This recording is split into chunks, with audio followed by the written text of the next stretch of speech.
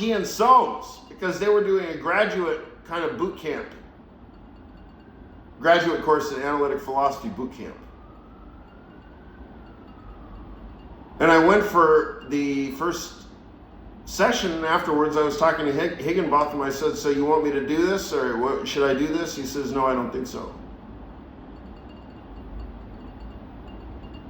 So then as I was getting letters of recommendation, because I was going to go to the new school, I got a letter of recommendation from Professor Kamuth, and I got recommendations from other people too.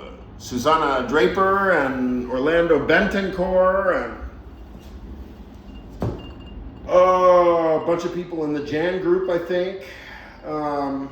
Let's see. Anyway, I got a bunch of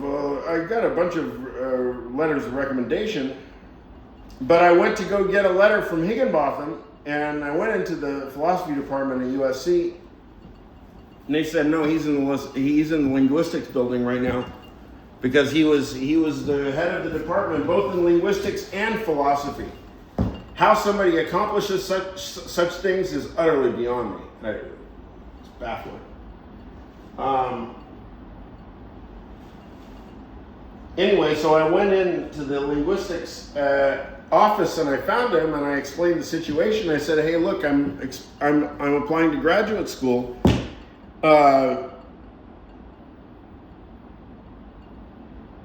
We've worked together, I don't know if it's appropriate for me to ask for a letter of recommendation, and he said, he says, I haven't read what you've written, so you'd have to bring me something that you've written. He hasn't read what I've written. I mean, I've given him probably at least 100 pages of written material in my career. He doesn't know how I've written. Written is written as written. Thus spake Saul Kripke.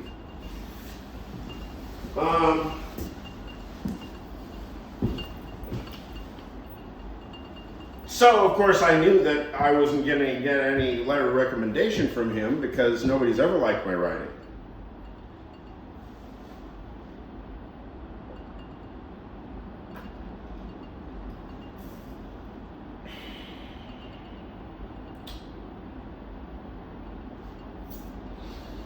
So anyway, then I got to the new school. I spent tons of time kind of at the other campuses, mainly City University, CUNY Grad Center, and NYU and New School. I spent for those 2 years, 2008, 2009, I just basically lived in those three departments, and basically nobody ever noticed me.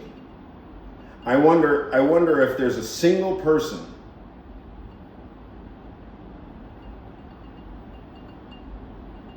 if you go talk to Critchley or Priest right now, they'll have to admit that they know me. But for whatever reason, I'm not really a very interesting person for them to keep in touch with. Again, I don't know how it works. But the doors were all closed to me. The doors were all closed to me when I arrived in New York. I didn't know it at the time. I mean, I assumed that I was on track to become a professor. But then I got a master's degree and nobody told me what to do. And then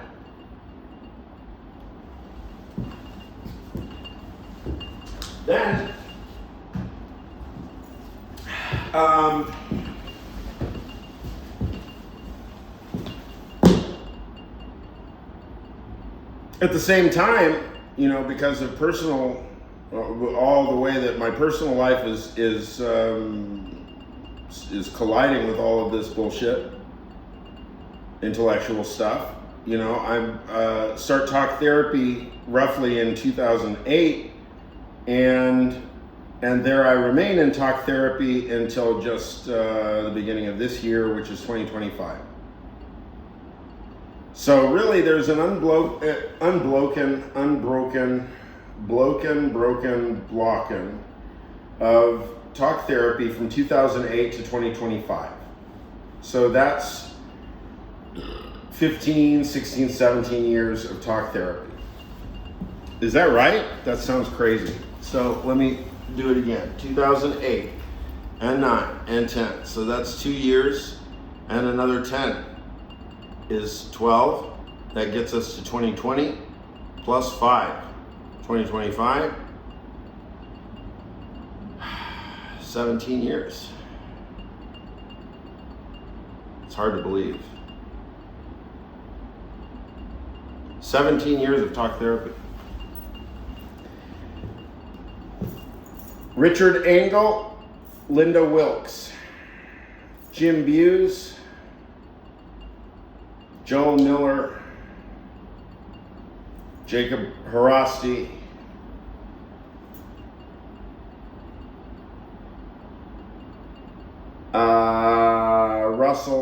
Jared Russell, and then Matthew Von Unworth. So what is that? 7? There are a few more here and there, but there's a Stephen Moss, there's Hutton, I forget his first name, Pasadena. 17 years of talk therapy, that's psychoanalysis. That's theoretical clinical psychoanalysis. So I show up, talk for an hour, they don't say anything. That's the way they do it. Now, I know psychoanalysis because I've studied it. I have the equivalent now of a master's degree in psychoanalysis. I've read so much of that bullshit. And it's utter rubbish. And it took me 17 years to accumulate enough evidence to make solid counter-arguments against it. But look, I'm a disciple of Jan Cox. We never were going to stand for anything like a veiled section of consciousness. Consciousness is absolutely transparent. It is absolutely self-transparent. So as a disciple of Jan Cox, I was never going to buy any bullshit from psychoanalysis unless I was convinced. And nobody ever began to convince me. So I want my money back, all y'all. Send me my money back. It's a fucking fortune. Because now there's people on the ground in Palestine who are dying, and you charlatans are taking money from rich people and living a fucking miserable life. So either don't send me the money. Just send whatever I paid you. Send it. Go find somebody on the ground, families on the ground in Palestine, like I know. I know families on the ground in Palestine. I'm in direct contact. You go find them, and whatever you owe me back in credits because you did a fucking nothing job, you give it to them. Okay? All right. So, 17 years of psychoanalysis. A master's degree in philosophy from the New School for Social Research. A bachelor's degree from the University of Southern California in philosophy, where I studied under Peggy Kamhoff and James Higginbotham and all those other philosophers that I mentioned. And before that, 13 years studying under Jan Cox. And before that, at ages 11 to 15, 4 years, as a serious diehard Zen practitioner, reading texts such as Zen and the Art of Archery, and so on. Dogen, Bodhidharma, I was reading when I was 11.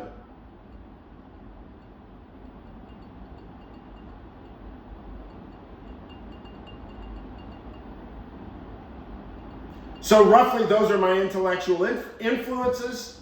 And now, roughly, you know what's under the hood. That's under the hood. What produced me? The United States. That's what produced me.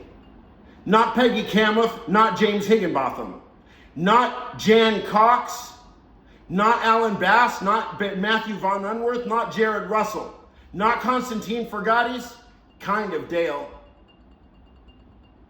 No, this country, that is the only thing that unifies all the aspects of my consciousness together, is that I am an American son that is a product of the American education system. And so if the American education system is destroyed and illiteracy will reign supreme, then that means my life as an American is over. And therefore, I'm defending my life. The legacy of human reason, or the Platonic good, or the Aristotelian good. No big deal. There is precedent.